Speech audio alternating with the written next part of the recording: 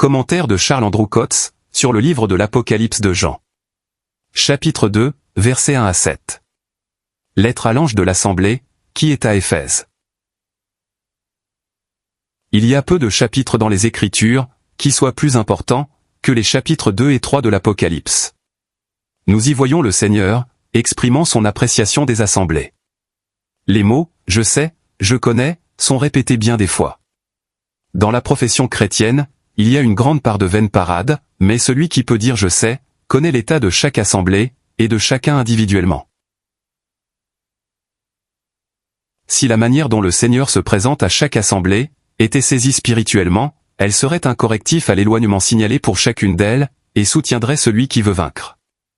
Il se présente à Éphèse, comme celui qui tient les 7 étoiles dans sa droite, qui marche au milieu des 7 lampes d'or. Chapitre 2, verset 1er. Ce n'est que lorsque les 7 étoiles sont tenues dans sa droite, que les assemblées peuvent être maintenues, à la hauteur de leurs responsabilités. Seuls ceux qui se sont trouvés comme morts à ses pieds, mais qui ont fait l'expérience de sa droite posée sur eux, et qui sont maintenus et soutenus, par la force de sa main, peuvent être à cette hauteur de leurs responsabilités. Chapitre 1er, verset 17. Si l'élément responsable dans les assemblées avait fait la même expérience que Jean en Apocalypse 1er, et s'il avait été maintenu par la force de la droite du Seigneur, tout aurait été pour le mieux. Il faut que l'homme dans la chair soit complètement mis de côté. Dieu ne désire pas placer cet homme en position de responsabilité. Dans l'adresse à l'ange de l'assemblée qui est à Sardes, au chapitre 3, verset 1er, le Seigneur parle de lui-même, comme de celui qui a les 7 étoiles. Il n'est pas dit ici que les étoiles sont dans sa droite, mais qu'il les a. Il les revendique. Il les tient toujours pour responsables, bien qu'elles se soient éloignées des conditions, dans lesquelles il est possible d'être à la hauteur de cette responsabilité. Mais ici, à propos de l'ange de l'assemblée qui est à Éphèse, on voit l'élément responsable dans sa position normale. Seule sa droite est capable de le tenir, afin qu'il luise selon son plaisir. Il est probable que dans l'assemblée d'Éphèse, l'élément responsable et qui se chargeait d'enseigner, n'avait plus conscience d'être près de Christ, parce qu'il s'éloignait, et qu'il n'était plus maintenu et soutenu par sa seule puissance. C'est pourquoi il se présente à cette assemblée, comme tenant les étoiles dans leur position normale, dans sa droite. Ensuite, il n'est pas seulement au milieu des 7 lampes, comme en Apocalypse chapitre 1er, verset 13, mais il y marche. Il y a sur la terre, un cercle où le Seigneur est en mouvement, et ceux qui ont des yeux pour voir, peuvent discerner ses mouvements, tout comme peuvent discerner sa voix, ceux qui ont des oreilles pour entendre. Le Seigneur ne marche pas encore au milieu des nations, quoique Dieu, même en ce qui les concerne, ait la haute main sur elles, mais il marche, il est actif au milieu des assemblées. Les historiens ecclésiastiques relèvent les mouvements des hommes dans les assemblées, et c'est une triste histoire. Mais de quel profond intérêt serait une histoire fidèle des mouvements du Seigneur, au milieu des assemblées? Par sa grâce, nous savons quelque chose de ces mouvements, et nous en connaîtrons bientôt toute l'histoire, dans les parvis célestes. Les 7 lampes sont d'or. Chapitre 2, verset 1er. Elles représentent les assemblées dans leur responsabilité ici-bas, mais envisagées, comme le produit de l'œuvre divine, et caractérisées par ce qui est de Dieu, c'est-à-dire la présence de l'Esprit et l'activité de la nature divine. Ces choses constituent le caractère des assemblées, exprimé par l'or. Ce n'est que dans ce caractère, qu'elles sont qualifiées pour maintenir ici le témoignage de Christ, pendant la nuit de sa réjection. Si elles cessent de fait d'avoir ce caractère, et ne se repentent pas, elles perdent leur position, et la lampe sera inévitablement ôtée. Elle a cessé de remplir l'office qui lui avait été assigné.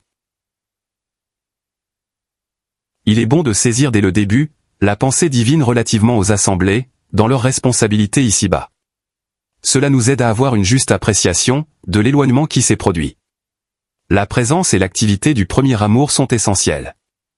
Sans cela, la position de la lampe est perdue.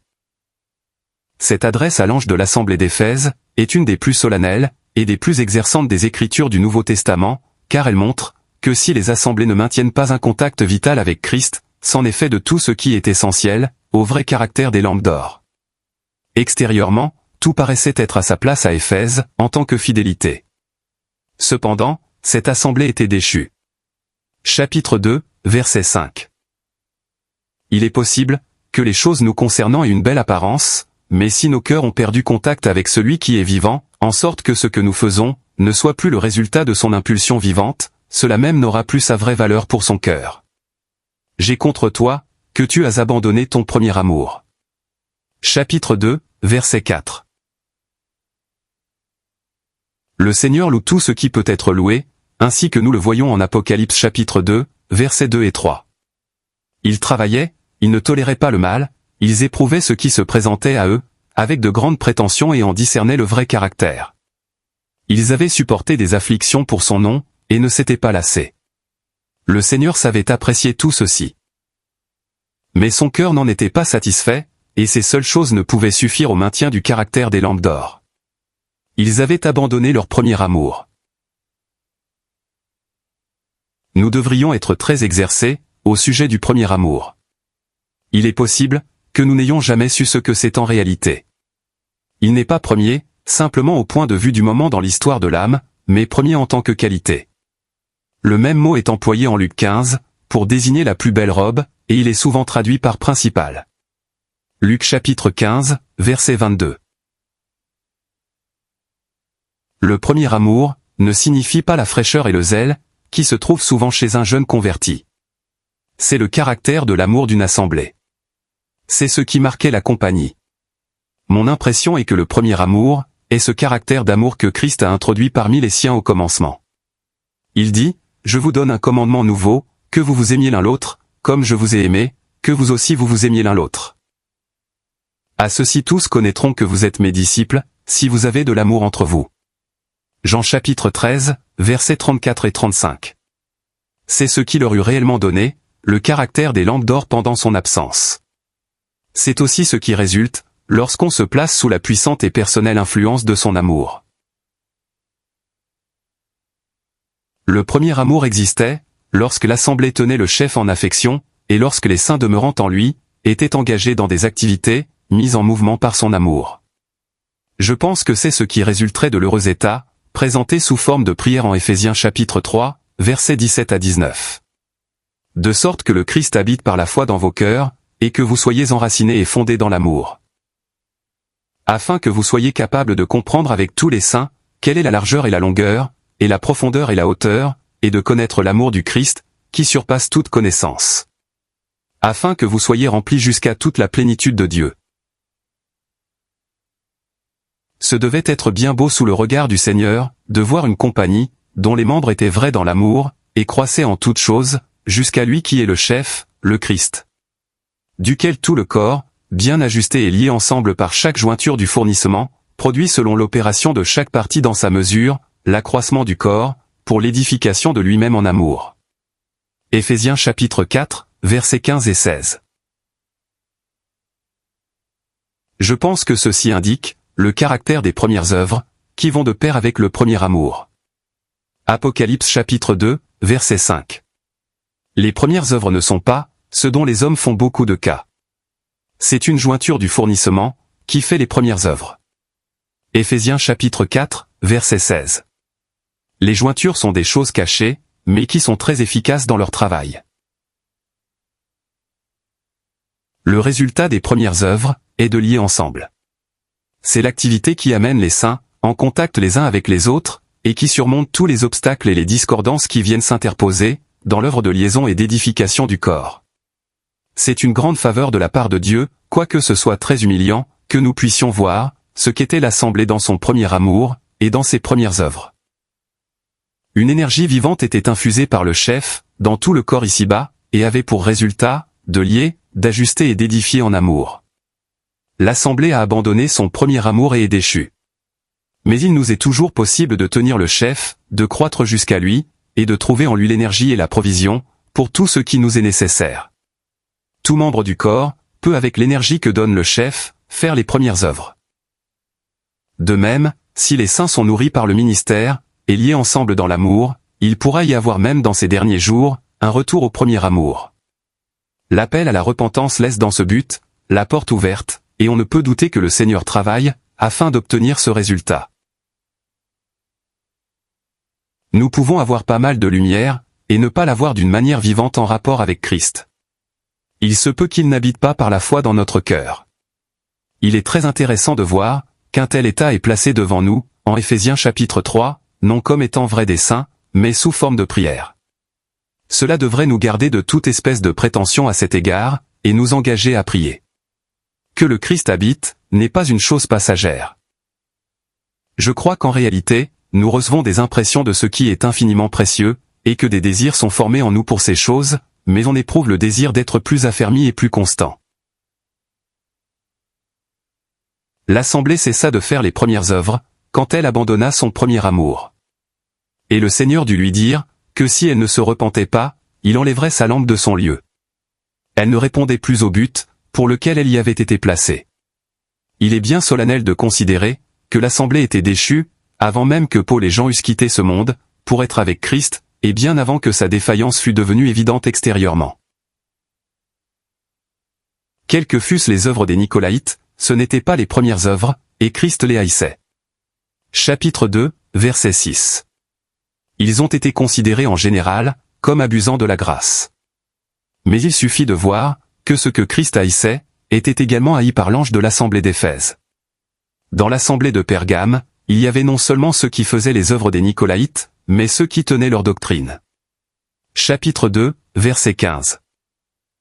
Si nous nous laissons aller, à pratiquer les choses qui déplaisent au Seigneur, celles-ci deviendront bientôt caractéristiques de ce qui est tenu comme doctrine.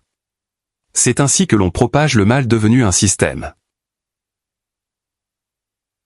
Il n'y a pas de doute, que les 7 assemblées qui reçoivent ces adresses, représentent la totalité des assemblées. 7 est le nombre mystique de la perfection.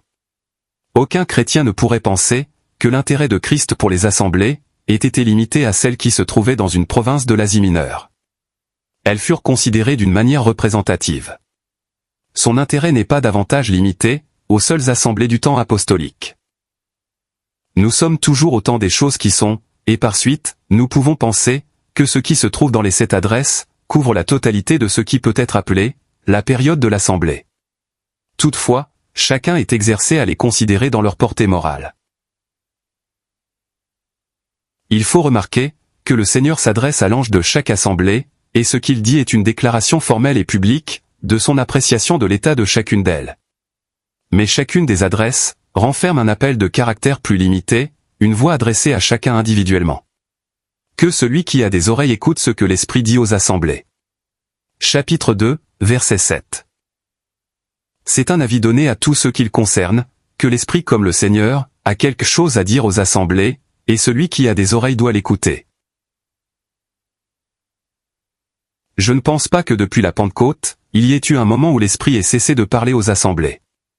Il a parlé suivant le besoin du moment, quel qu'ait été l'aspect de la vérité. Ceci eut lieu par révélation, dans les premiers jours, ou par le moyen des écrits inspirés des apôtres.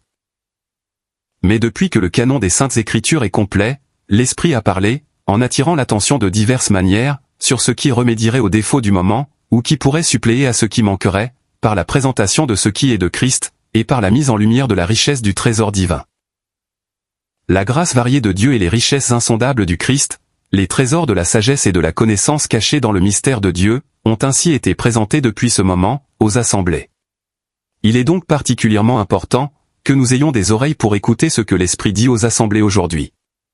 C'est par cela même, que l'état de chacun est mis à l'épreuve. Si nous n'entendons pas ce que dit l'Esprit, nous ne serons pas en communion avec ses activités présentes, et ce sera une perte très sérieuse. Chacune des adresses insiste sur un caractère, qui peut être celui d'un saint individuellement, celui qui vaincra. Le champ est ouvert pour l'exercice individuel. Et il est toujours possible à celui qui est fidèle, d'être celui qui vaincra. Chapitre 2, verset 7. Quel encouragement il y a ici! Il ouvre la porte, il la tient ouverte, pour que chaque cœur puisse être loyalement en accord, avec la pensée et les activités de l'Esprit, en dépit des conditions qui peuvent exister dans chaque assemblée. Il place devant chaque cœur loyal, le chemin et le prix de celui qui vaincra.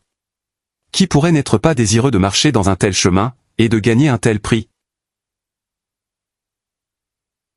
Celui qui vaincra, est, je crois, celui qui dans chaque assemblée, apprécie Christ, dans le caractère où il se présente lui-même à cette assemblée. Le Seigneur donne le remède pour chaque forme de défection, par la manière dont il se présente lui-même, afin que celui qui l'appréciera, soit aussi celui qui vaincra. Si je désire vaincre, il faut que mon instant de prière soit de saisir et d'apprécier Christ. Cela n'ira pas sans conflit, car de grandes puissances sont toujours en activité, pour entraver, et pour détourner de Christ, le cœur des saints. Il est impossible de suivre Christ et de l'apprécier, sans être assailli par l'ennemi.